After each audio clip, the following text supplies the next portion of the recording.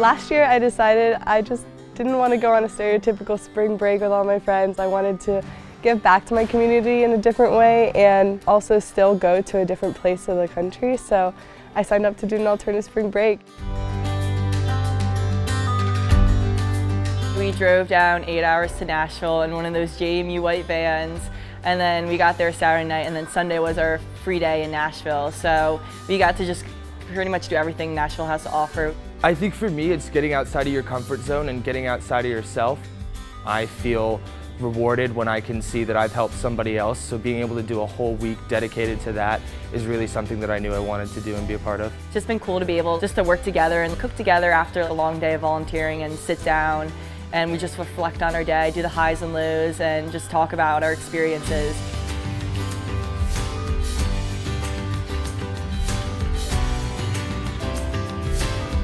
So we're here in Redwoods National Park out here in Orick, California.